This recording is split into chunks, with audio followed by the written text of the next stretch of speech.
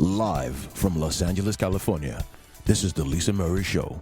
And with your host, Lisa Murray. The day I felt like I really started living. I don't have enough money to start this business. I'm so tired. I hate it. I'm working all the time. I'm not inspired when I'm worried about money.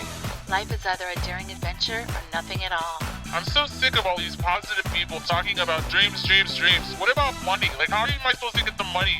What it's really about, it's about you pursuing what makes you come alive. It's about continually connecting with that energy and just keep doing that. Keep going towards that. That's what it's about. I need to give up. There's too many obstacles. I can't take this shit anymore. Ships are safe in the harbor, but that's not what ships are built for. It feels really good to be my own boss. I have dreams, damn it! I don't even know what we're talking about, so this is really good. I'm like, oh, good. I know. This is the best kind of interview. I know. I'm like, woohoo, I'm up for anything. Okay, so on my podcast, I talk about the deeper experiences of going for our dreams, but also just in being a human if you're paying attention.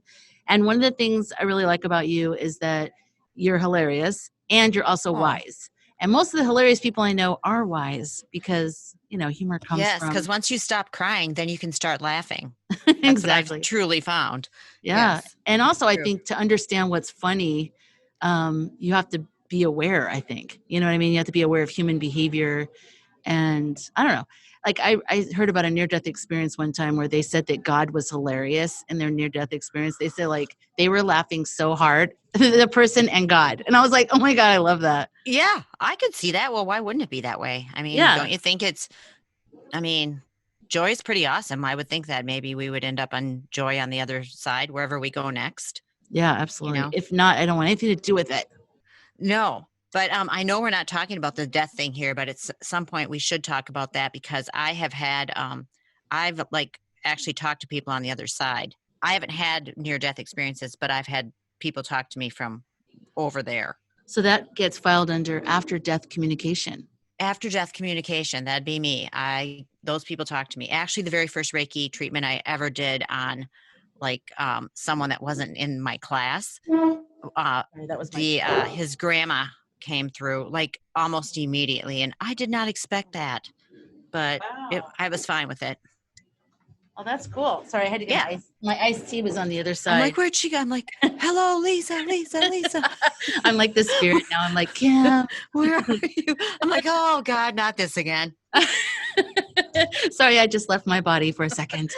But anyways, she's coming to you live from beyond the grave. From outside her body. Yeah. Okay.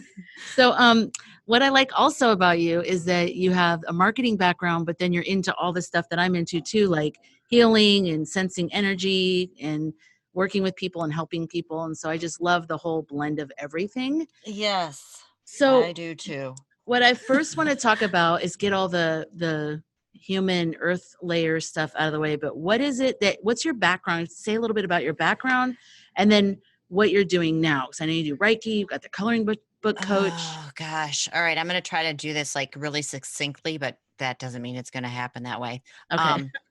It's always good to start with the goal. Exactly. My background is I went to college for broadcasting. I wanted to be a disc jockey, and I didn't have good self-confidence. And the man who ran that program, I don't know what he said to me one day, but I lost all my confidence in that. And I ended up graduating with a PR degree, basically. And then I went on to be a copywriter. I worked in retail for most of my career. I was a copywriter. I then became a creative director. And then, lo and behold, I don't know why they did this, but just because I was interested in it, in 1998, my company promoted me to be the manager of the website, which maybe they just didn't know it was going to happen. But so I managed a retail website for 11 years. And then I my life went all kind of crazy about 10 years ago. And I've been on like a little adventure and have done like a lot of different interesting things in that time.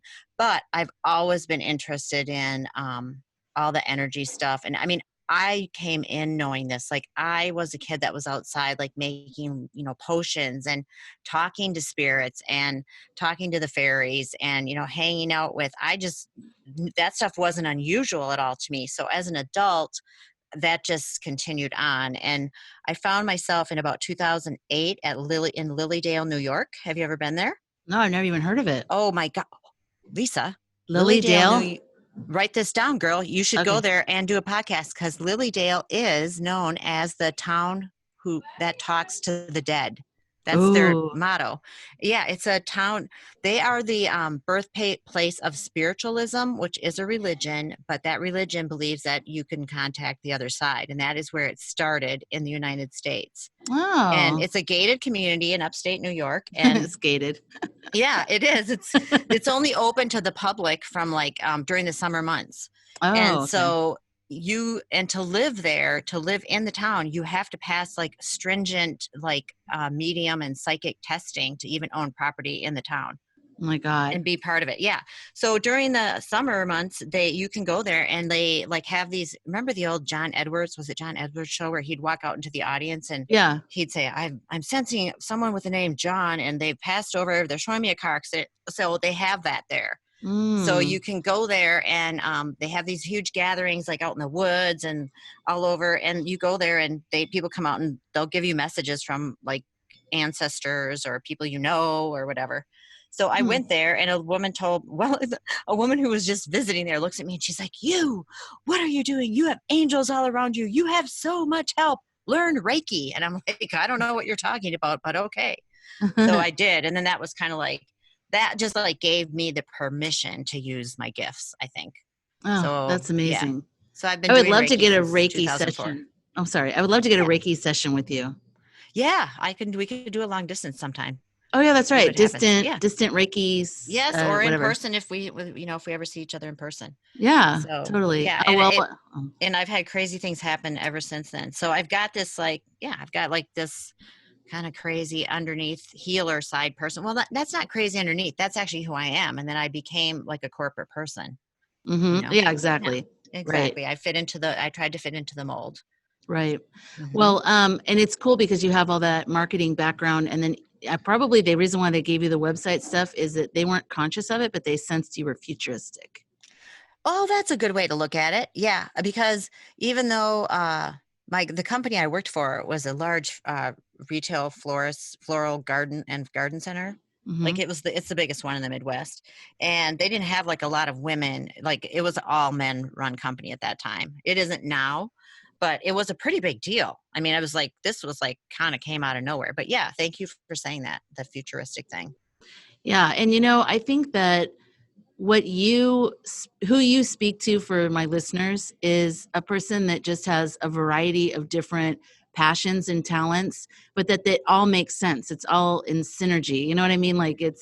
It all makes sense. Everything that you do makes sense. Kind of, yeah. I mean, it's been hard because I didn't even mention that I made coloring books. I don't think I would truly consider myself to be an artist, but I was going through an extremely stressful time in my life, and I literally thought I was going to lose my mind if I didn't do something, because I didn't have work. I didn't have a purpose. I actually Googled what are the top 10 hobbies? And I'm like, ooh, parkour looks good. But I'm like, I'll be dead within 2 days if I even attempt that. Oh my God. I think I'm a little too old for that.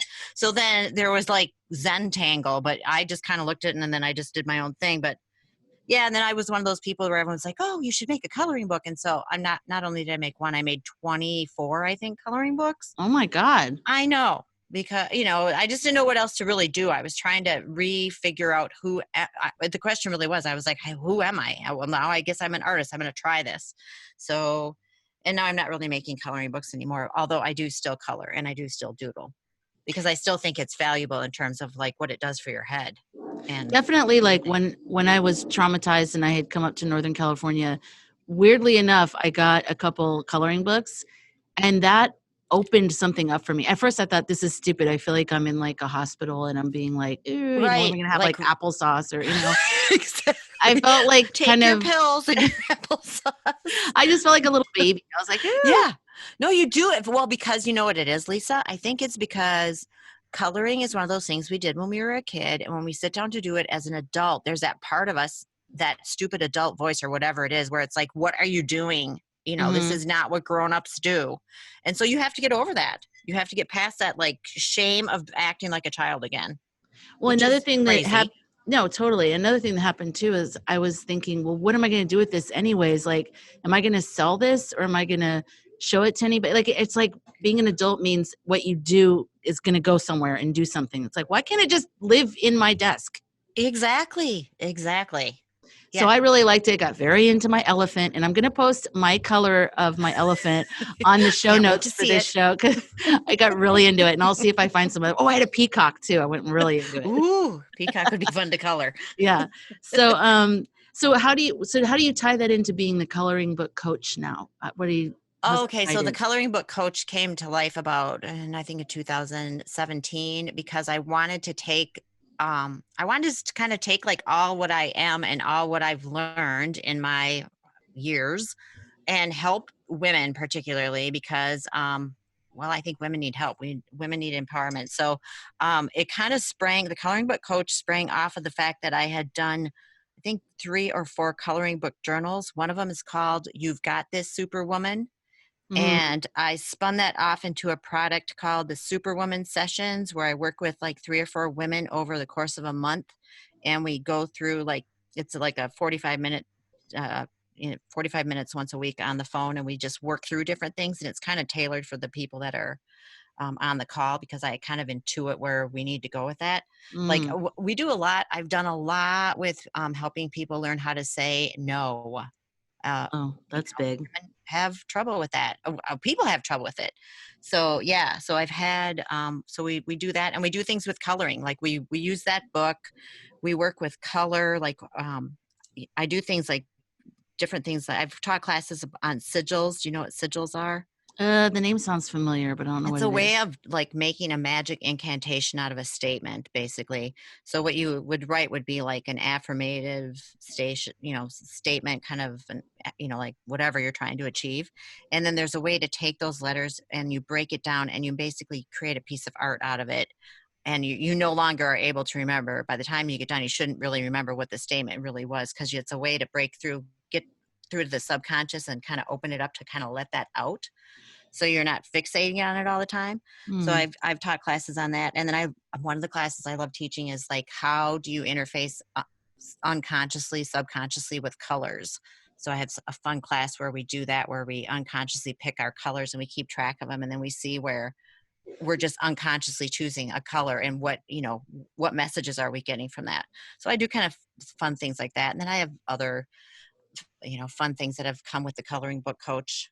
Um, you know, so it's kind of like it just is where like the Reiki is kind of intuitive, hands-on or distant, but it's intuitive. The coloring book coach is intuitive as well, but it involves, using the journaling process, using coloring, using colors, maybe using sigils, whatever tricks I have in my bag, because I'm also a You said facilitator. up my Up back. my sleeve bag, up my sleeve bag. Yeah.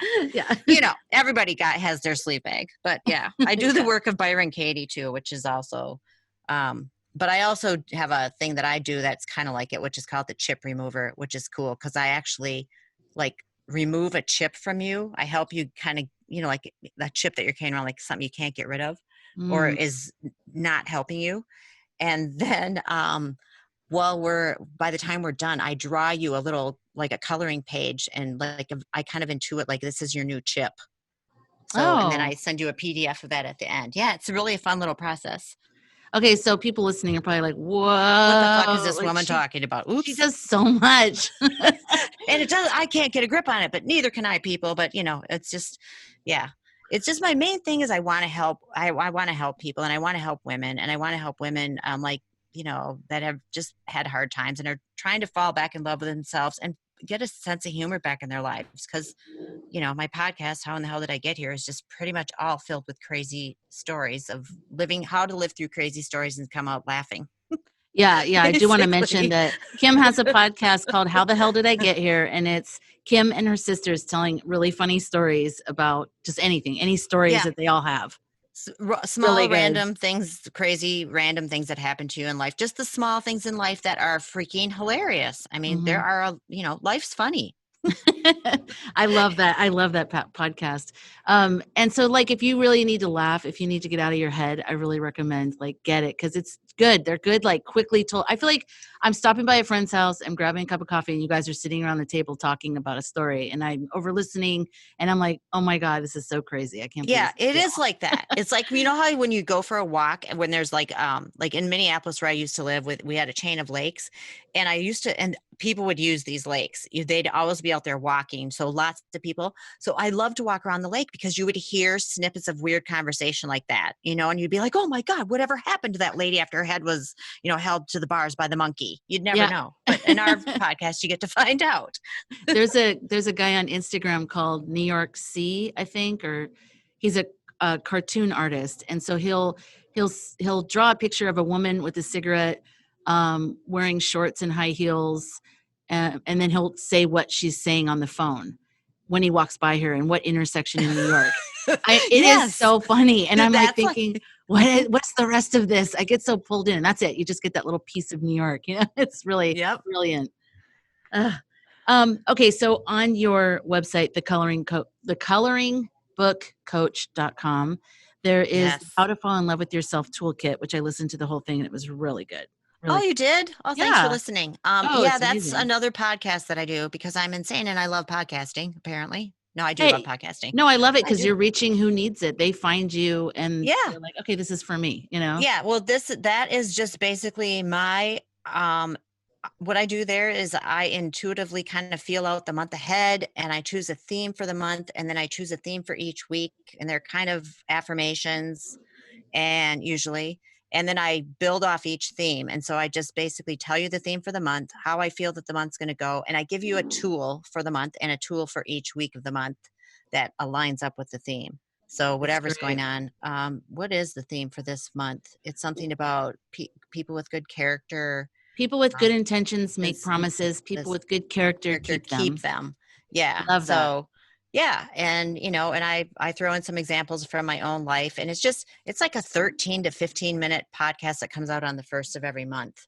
So, okay, good. I'll have a link to that on the show notes for today. Yeah. It's just a guide for you to kind of like, you know, hear how the month is going. I've been doing this for over almost 3 years.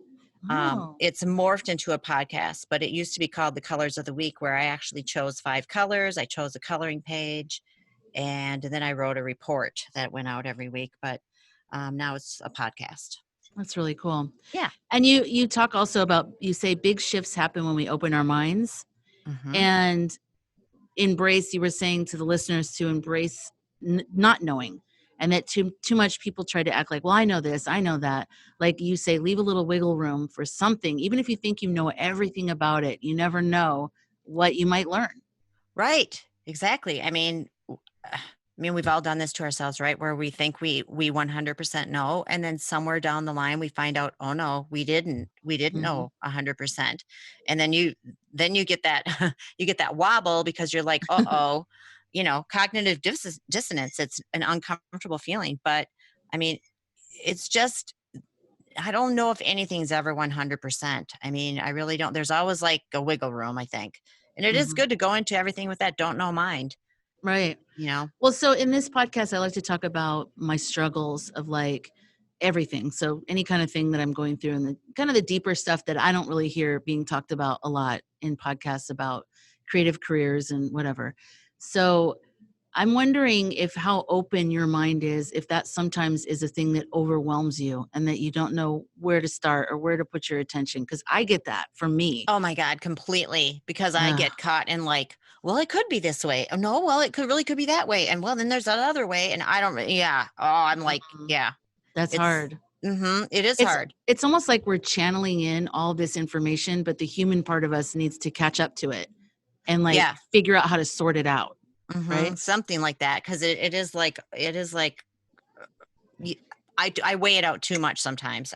Sometimes I just wish I could be very definitive on things, but I'm always like, oh no, well, Have you ever seen those? I'm trying to remember what it is. It's like something that for kids, but it was like a kaleidoscope thing where there would be beads or something in the all the way towards the end of it, and then there'd be something else about midway through, and then something else closer to your eyes.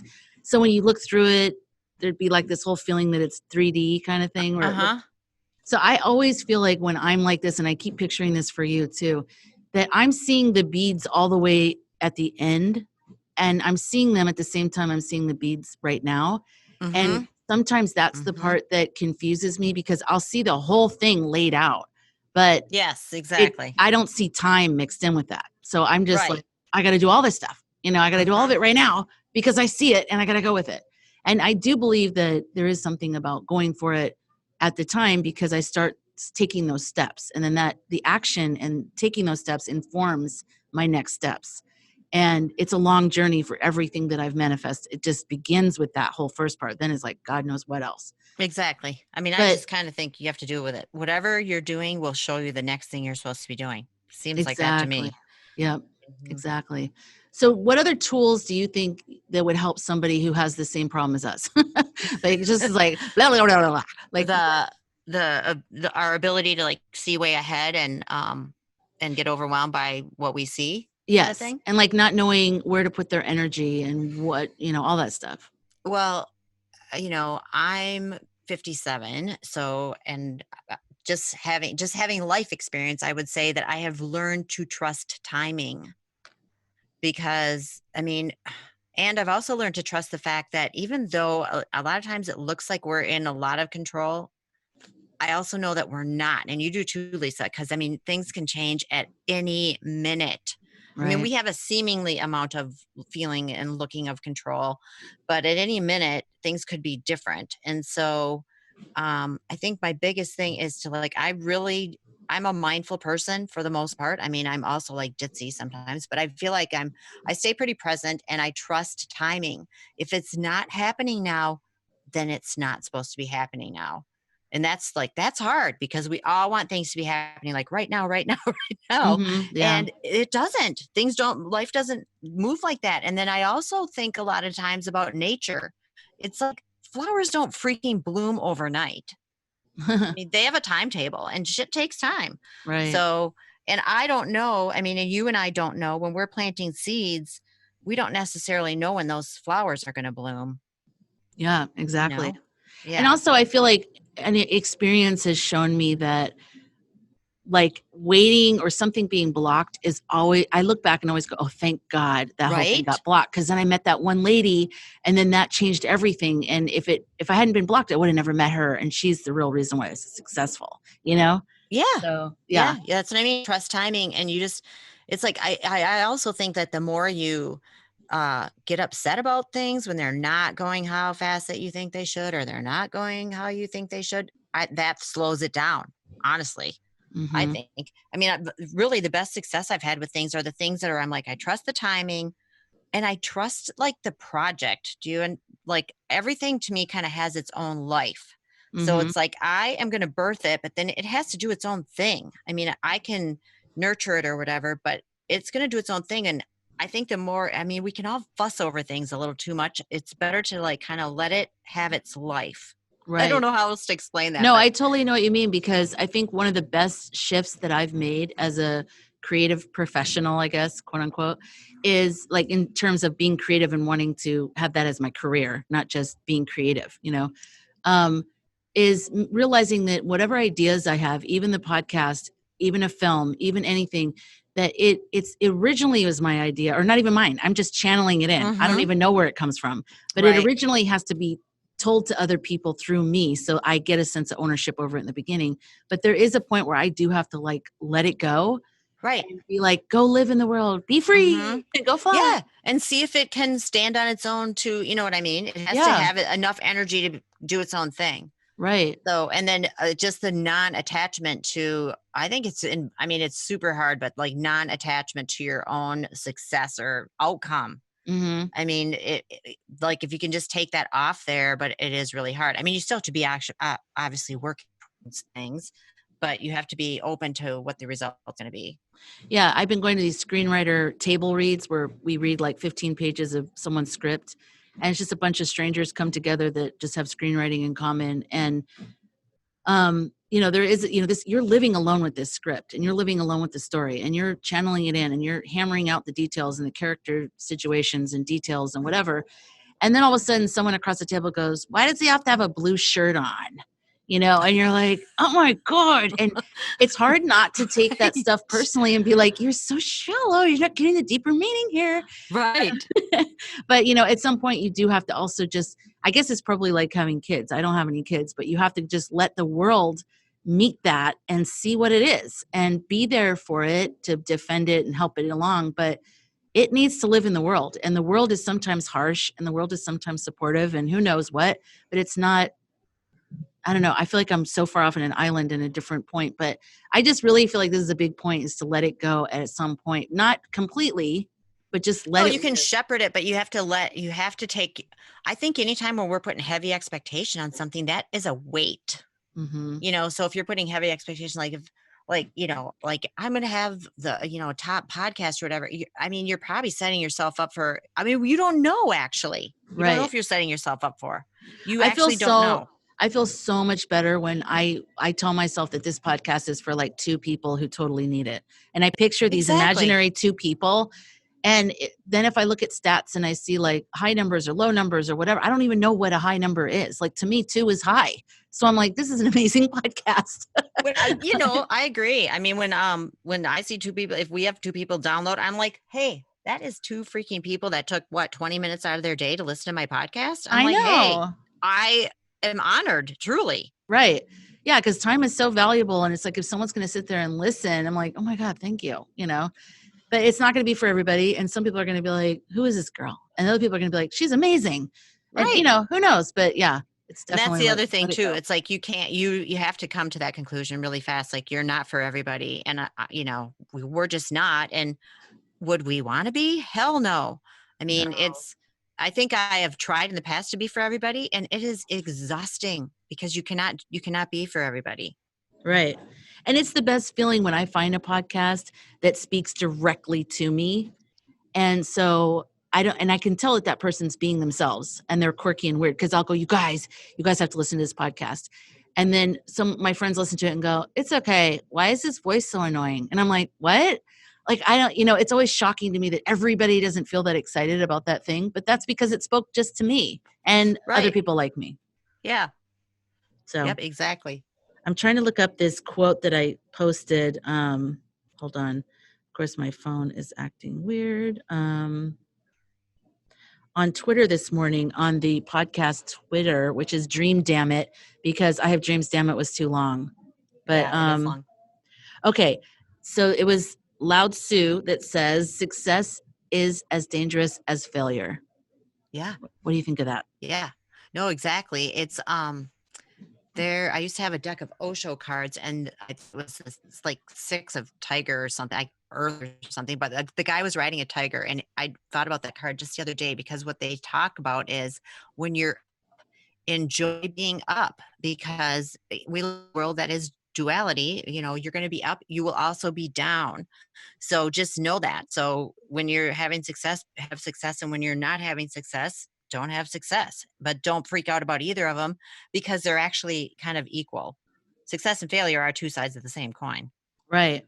Yeah. Well, I know, like in the entertainment industry with music and film, like because you suffer for so long, you live, most people just struggle and sacrifice and live shit existences, and are waiting to get the big break. Yeah, I'm playing the guitar for like their mom and their cousin in a huge place that they rented out, and they're like, why didn't anyone show up? I know.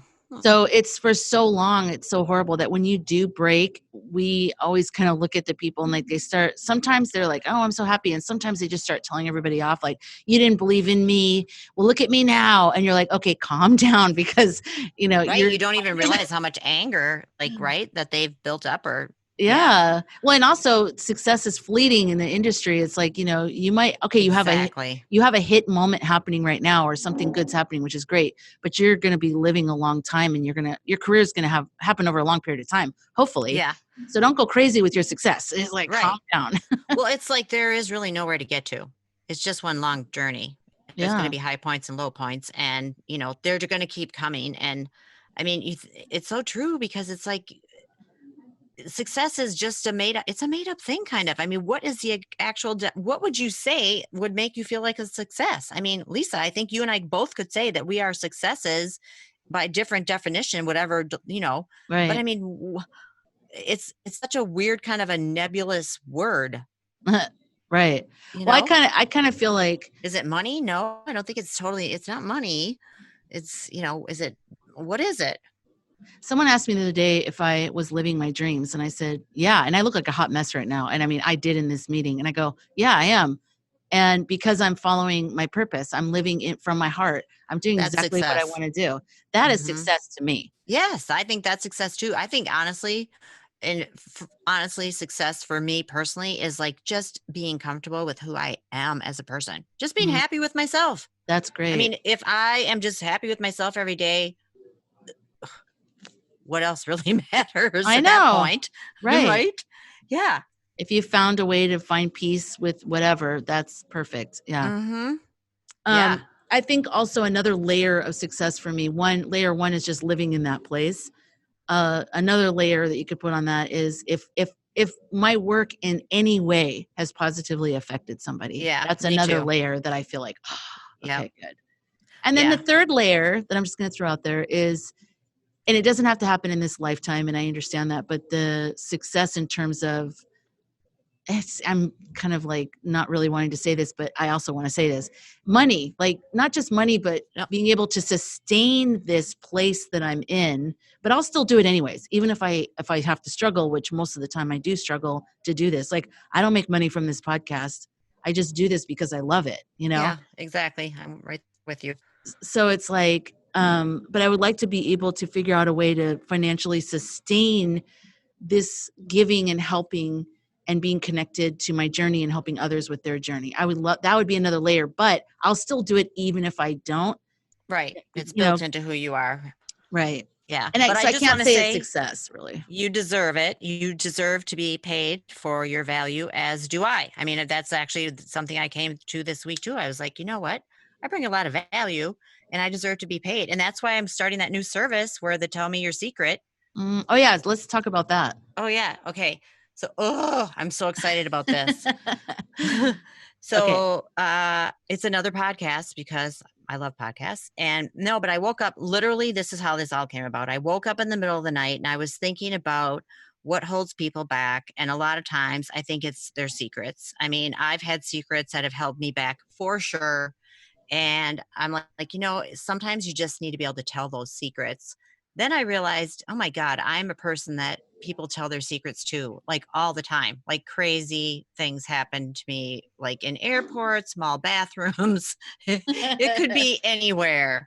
I mean, I had a man walk me all the way back to row 36, and I met him in the waiting area, and he told me a huge secret. And and so then I started thinking about, like, wouldn't it be cool if there was just a place where you could call and tell someone like me or tell me your secret? And so, and then I thought, well, that'd be cool, but then it would be also cool for other people to be able to hear those secrets, because I think Right. there's power there. And I think that we're all kind of disconnected. They say like the biggest issue with addiction is that there's a lack of community. And that makes me super sad. And so I think this podcast could be a way for people to kind of connect with other people, even if it's anonymous, because when people get vulnerable and real, it's powerful. And I mean, we don't know what we're going to hear. And also, the people who tell the secrets don't know what they're going to hear in response to their secrets. So I don't know. I think it's just really interesting, the whole concept of it. So I'm setting it up where you'll call in and I'll have a certain amount of time. I think it's going to be like 20, 40, 60 minutes that you'll pay me to tell the secret. And then it'll be your choice if you want to share that secret anonymously on the podcast of the same name. Tell me your secret. So So and it's I'll like, give feedback or not. It's up to you. so there'll be like two different kinds of listeners, pretty much. Like people who like to listen to people's secrets, and then Right. people who like need to tell a secret. Yes, exactly. And they could be the same people, but maybe not. I don't know. That's really interesting. And I want it to be very raw. I don't want to do a lot of editing other than just taking out identifiers. And I want to let the person know that, you're buying this chunk of time, you're paying for the 20 minutes or 40 minutes or whatever. And I'm going to have a timer on. And if you're in the middle of a sentence, it's ending right there. So, I mean, that's going to be the drama part of it, I guess. But, and also the way for me to control my own time of doing this, And not that Right. I mind. Obviously, I am a person that's, I'm fine with hearing other people's secrets. I'm really good. My sister said to me last night, she's like, you're so good at holding space and staying present for people. And I'm like, thank you for telling me that. She goes, no, that's why I think you're going to be good with this podcast. Cause she said, people, obviously strangers, confess their biggest things to you. And I'm like, I know, it's so crazy. I mean, I love the visual of the guy following you back all the way. oh That's man. amazing. I on the had airplane. another guy. Lisa, you wouldn't believe the people that have sat down next to me in airplanes. It's like I know who they are. I'll see them coming, and I'll be like, "Yep, that's mine. That's my person." And I'm like, I'm ready for him. I just had a man one time get on. I'm sitting in the middle seat. I see this man. He is built like a lumberjack, wearing a full on like ginormous fur coat, giant cowboy hat, all decorated with like sterling silver and turquoise and feathers. He was just this huge man, and he looked kind of crazy, to be honest. Of course, sits down next to me. Oh my God. 4.5 hour flight to LA, proceeds to tell me like everything about himself, including teaches me how to kill a man with Oh my my bare hands. Because he was special services, and I know shit I shouldn't know. I don't even remember it, but I did remember that because I'm like, this could come in handy. Now, how do you do that again? What do I need? See, this is why you have that show. How the hell did I get True here? story. And he was on his way to his mom's funeral. He hadn't flown on a plane in 20 years, and he was scared out of his mind. And he just like told me, I mean, like aliens, Panama Canal. Who's that? God. Wolfgang Puck is that? Yeah. Yeah. Oprah, undercover agent. Yeah, I got it all, man. Oh my God. It's like you should have like a GoPro on you at all times. No and like, kidding. Good God. No kidding. I've also met people, honestly, that I love them. I have fallen in love with people in 4 hours or less on airplanes many, many times. And I don't even know their names. Are your sisters like that as well? Do they have really interesting stories and people are attracted to them for various reasons? Yeah, we do kind of have that. My one sister and I, Carrie, we just have a conversation on this week's podcast, but she's like, yeah, we've all kind of had these kind of things happen to us, but I seem to be some sort of, I used to call myself a weirdo magnet, and I guess I would say that I still am, but weirdo in the best sense of the word, because weirdos are my people. Right. Yeah. That's cool. Yeah. Well, good. I'm glad I was magneted towards you. I'm a weirdo. Yes, I'm a weirdo, and you're the magnet. Exactly. We're all weirdo make each other. Oh my God. Mad to each other. Were you close with your sisters growing up? Like, was it always really good with you guys? Did you go through any difficult times? Oh, yeah, I'm the oldest of 7. So there's 5 girls and 2 boys. And yeah, we shared one bedroom, 5 girls. Oh my God. So, and it's a span of from myself to my youngest sister is 11 years. So it was pretty bing, bing, bing. Wow. So my dad died when I was 6. And then my mom had 3 kids at that time. So I was 6. My sister was like 4.5. My brother was like 3. And then she remarried pretty quickly, and then had like the next 4 kids. So, and yeah, and it was tough. Yeah, we had really tough times. Our stepdad is a interesting man, but he was an alcoholic, and he was he had some issues for sure. So we had some shit to deal with for sure in our family. So I think like one time I said to Erin, I'm like, my sister Erin, and I'm like, well, we're close. And she goes, well, I don't know. It's like, we are close. I'm not sure if we're just not trauma bonded. We really love each other. You're trauma bonded. Yeah. You But can't we tell if are- it's a natural connection, like you guys just Right. like each other, or yeah. But no, but honestly, we really do like each other. I mean, like, our family, like, we enjoy each other's company. We really do. Like, my sister Jenny is turning 50 in May, and her husband sent out a text a couple weeks ago, and he said, well, I asked her what she wanted, and what she really wants for her 50th birthday is to spend it with your waggy sisters. Aw, So can we make that happen? So yeah. that's sweet. No, so yeah, trauma bonded or not, we do enjoy each other's company. And I mean, that is why I asked them to be on the podcast, because I was with them a couple years ago for my sister's Erin's wedding, and I realized, oh my God, we're all nuts. We got to get us all on the podcast. Let's make money from this. Come on, this is like Yeah. a show. Would your brothers ever be on your podcast, do you think?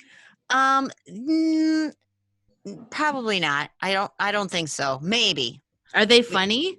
They are funny, but they're, it's like, here's how I feel about my poor brothers. I mean, we're talking 9 people in an old house with like one full bathroom, 1.5 baths. I don't think God. my saw the inside of an actual bathroom until they were like moved out of the house. So it was like they were just always like pushed to the back. Do you know what I mean? Because Oh, yeah. 5 girls. Wow. Yeah. That's a lot. So yeah, that's a lot. Right? Right? Yeah. That was a lot of woman power in that house in a weird way. That's Yeah. interesting too. I'm just jumping all over the place, but I was thinking about how in the beginning you said you wanted to be a DJ, a disc jockey, right? And then now having Yes. podcasts is like you're a DJ. Yes. Yes. Because my actual dad who died, he was a kind of a famous disc jockey in the Midwest. Oh my God, what's his name?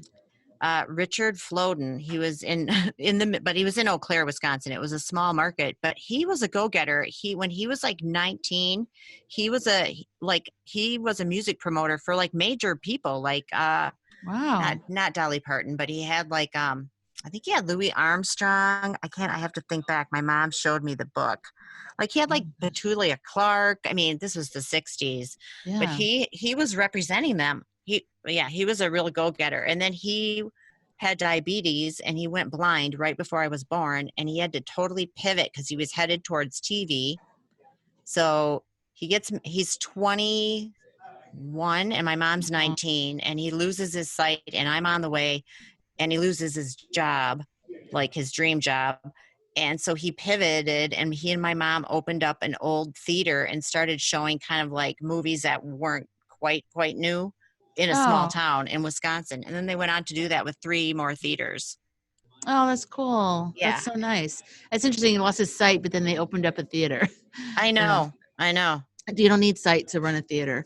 When I worked at Paramount, we had like the special screenings for blind or deaf, and they have all these different things that they do now, especially with digital stuff in the chairs, and like they plug in stuff, and I don't even know what. It's amazing. It's amazing what they do nowadays. But Yeah, that's cool. my grandmother grew up in Sheboygan, Wisconsin. Is that near there? See, we've got the Wisconsin connection. I think Sheboygan is more to the north and central, where I was like more center and like west is where I Okay. was born. Yeah, Eau Claire. Because she grew up in this huge house, and now it's a bed and breakfast right on the water. And it's called Lakeview Mansion. But it's cool because there was a tunnel that goes from the main house to the stables, which they made into like a garage and apartment. But she used to take her dad to work in a horse-drawn carriage, and her mom died in childbirth when she was 9. Well, her mom wasn't 9, thank God. Well, that'd be a whole other podcast. I know, that's like, I got to bookmark that for my other one. Exactly. Put it in that No, one. so and then when she was 9, so her mother died, and then she was 16, and she was taking her dad to work in Wisconsin, horse-drawn carriage, and he had a heart attack next to her, and he died. Oh, wow.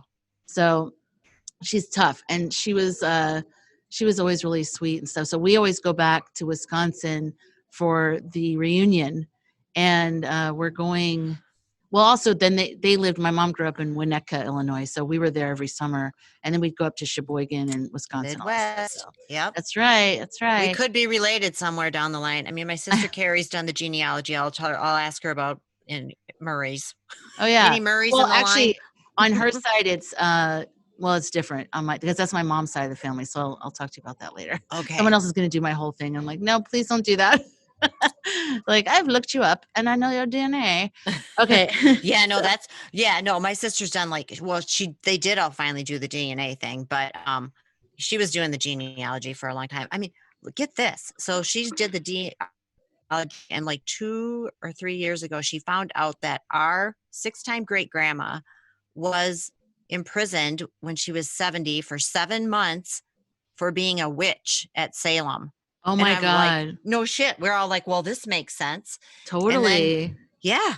And then the other thing that she found out is our like 3 or 4-time great grandma. Oh my God, I'm getting total goosebumps talking about these ladies. Our 3 or 4-time great grandma, I think more like 3, I don't know, 1860s. They were the heirs of like a massive fortune from their great grandfather in France. France had been looking for the heirs for 50 years, and they finally found him, and it was our 3-time great grandma. And she got like, in today's dollars, like $37 million. Whoa. But she was supposed to get, but we don't think that the money never either got here or it got here, and it all ended up going to the Catholic Church. Oh my God. Because it didn't, there was no trickle down effect to our family. I mean, no, well, we all used to think our grandma, who died last year, we all kind of thought she was crazy because she was always raving about this. We were supposed to be wealthy and where's money kind of thing. I mean, another weird story, right? And then then my sister finds this newspaper article that actually proved it, that talks about this family. But then it also said that, that family was already so wealthy that they weren't even really, like, it was nice that they were getting the money, but it was not a big deal. I'm like, who were these people? Oh my God. I know. Right. So I'm like, we come from wealth and witches. I just have to remember that. Wealth and witches. I love that. Right. That should be your book title. Ooh, of wealth and witches. A true life story. I like how you add "of" in front of it. Of wife or wife? No, I was saying wife. Oh God.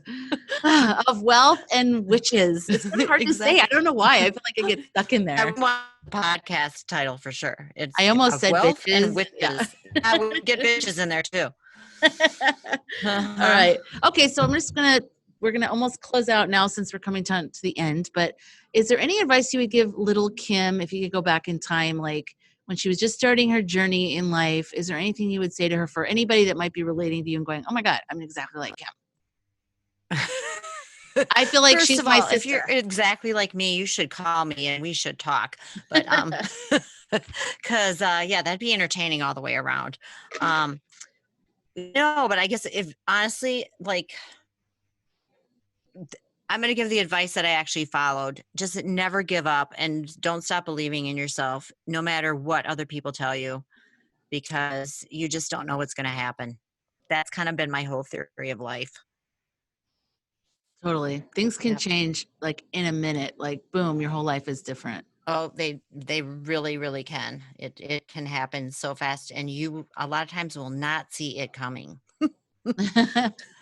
Oh, I love that. Well, thank you so much for talking with me today, Kim. I appreciate well, it. thanks for having me on. And of course, you are always welcome on How in the Hell Did I Get Here?